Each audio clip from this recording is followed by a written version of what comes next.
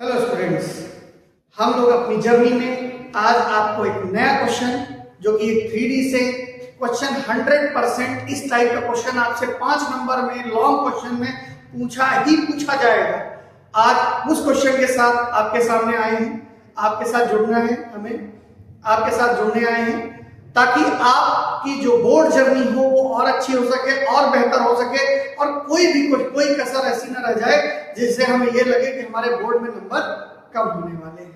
हम लोग इतने अच्छे से प्रिपेयर करें कि हमारा बोर्ड का जो एग्जाम है उसको अच्छे से अच्छा हो और हमें बेहतरीन नंबर मिले। उसी के क्रम में आज हमारे पास एक क्वेश्चन है जो कि आपके 3D चैप्टर से है और ये लॉन्ग क्वेश्चन में 100% पूछा जाता है। आइए सबसे पहले देखते हैं क्वेश्चन क्या है। क्वेश्चन को तरह समझते हैं कि पॉलिश्ड साइड मिरर जो कि एक लाइन की इक्वेशन पर रखा हुआ है और एक पॉइंट पर कोई ऑब्जेक्ट रखा हुआ है जो कि मिरर से कुछ डिस्टेंस पर है। इसकी इमेज जहां मिरर के पीछे फॉर्म हो रही है उस इमेज का हमें पॉइंट कोऑर्डिनेट्स निकालने हैं बेटा, और कोऑर्डिनेट्स के बाद हमें इसमें डिस्टेंस और इमेज के बीच की पॉइंट्स और इमेज के बीच की डिस्टेंस भी कैलकुलेट करते हैं।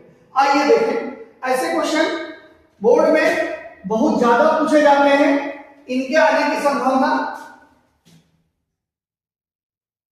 100% है। ऐसे क्वेश्चंस आपको छोड़ के नहीं जाना है, आपको करके ही जाना है। तो आइए देखें कि इसका सॉल्यूशन कैसे होगा।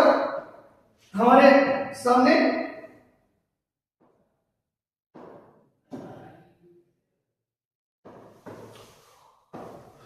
आइए सॉल्यूशन। सबसे पहले बेटा इस कंडीशन को हम थोड़ा समझ लेते हैं। हम सभी लोग एक डायग्राम की हेल्प से इसको समझ लेते हैं कि कैसे इस क्वेश्चन को हमें सॉल्व करना है।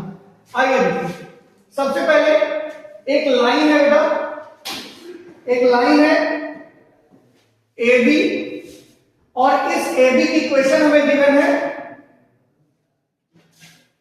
x upon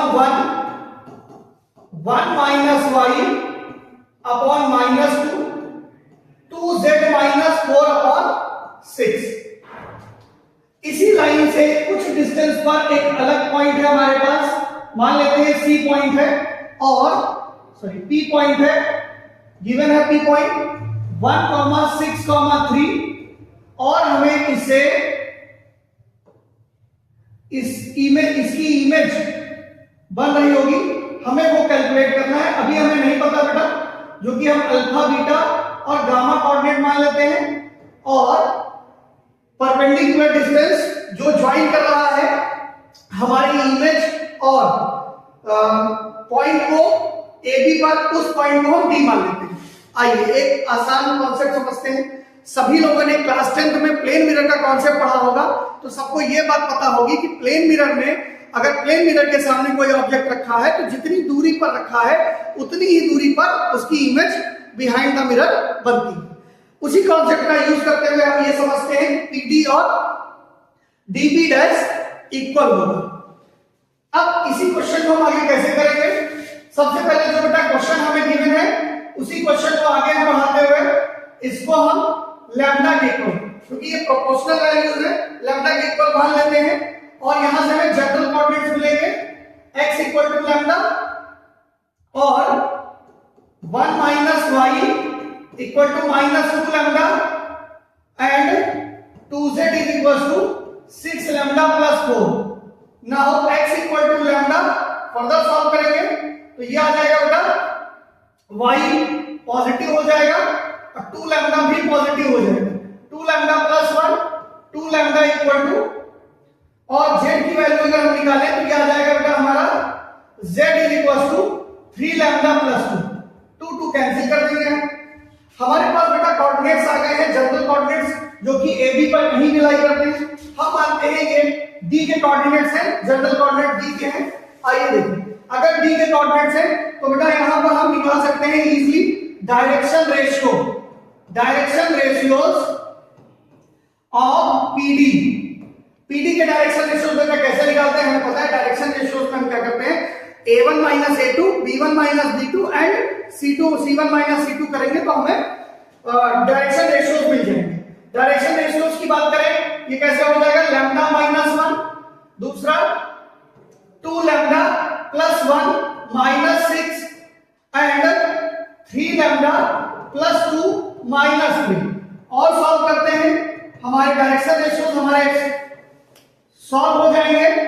2 lambda minus 5 and 3 lambda minus, ये बेटा डायरेक्शन रेशियोज पीडी के हैं। अब अगर देखें तो एबी के डायरेक्शन रेशियोज हमारे पास ऑलरेडी मौजूद है, लेकिन जब तक ये स्टैंडर्ड नहीं होगा तब तक हम इसे कंपेयर नहीं कर पाएंगे। तो पहले बेटा इसे अपने स्टैंडर्ड में कन्वर्ट कर देते हैं, स्टैंडर्ड इक्वेशन, ताकि हम इसके डायरेक्शन रेशियोज का यूज कर सकें। y माइनस, हेलो स्टूडेंट्स, जैसे कि अभी हमने बताया कि जब तक हम इक्वेशन को स्टैंडर्ड फॉर्म में कन्वर्ट नहीं करेंगे इसके डायरेक्शन रेशियोज का यूज नहीं कर पाएंगे। तो हमने इसको स्टैंडर्ड में कन्वर्ट कर दिया है x minus x1 upon a, y minus y1 upon b equal to z minus z1 upon c। इस तरह से हम इस इक्वेशन को स्टैंडर्ड में जैसे ही कन्वर्ट करते हैं, अब बेटा हम देख सकते हैं कि हमारा जो pd है, हमारी जो लाइन pd है और ab है वो एक दूसरे के परपेंडिकुलर है। और हम जानते हैं we know that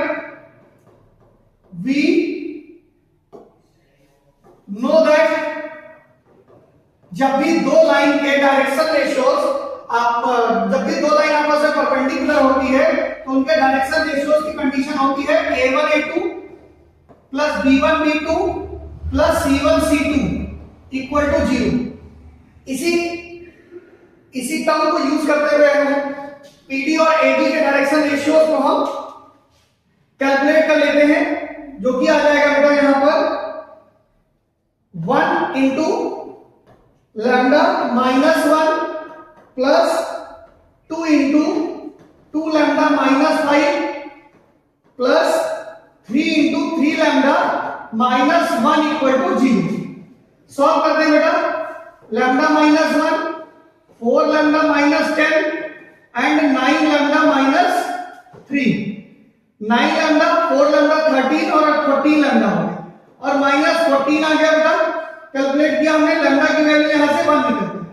जैसे लैम्डा की वैल्यू निकलेगी हम यहां से कोऑर्डिनेट्स ऑफ डी सॉल्व कर सकते हैं, क्योंकि बेटा हमने ही तो कोऑर्डिनेट ऑफ डी को हमने क्या लिखा था, lambda 2 lambda plus 1 and 3 lambda plus 2।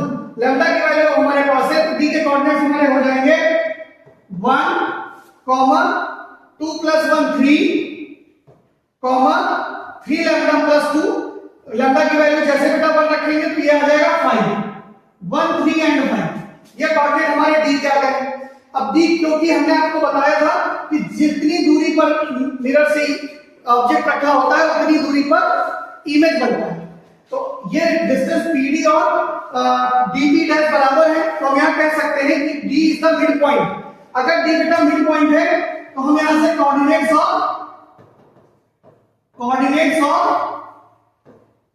P dash solve कर सकते हैं। जैसे अल्फा इक्वल टू जैसे इसको सॉल्व करने के लिए हम लिखेंगे 1 equal to alpha plus 1/2।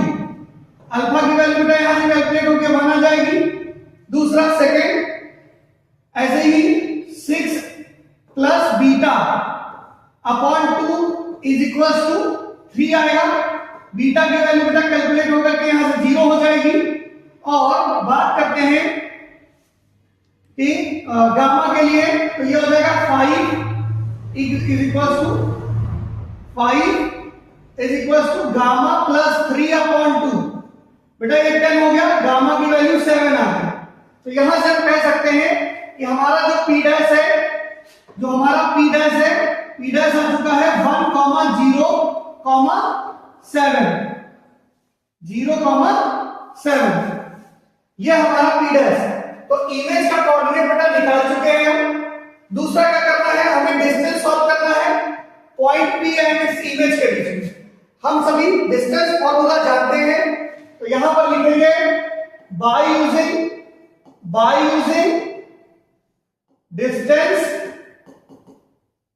Distance formula p dash is equal to बेटा क्या हो जाएगा, under x1 minus x2 square, that is 1 minus 1 square plus 0 minus 6 square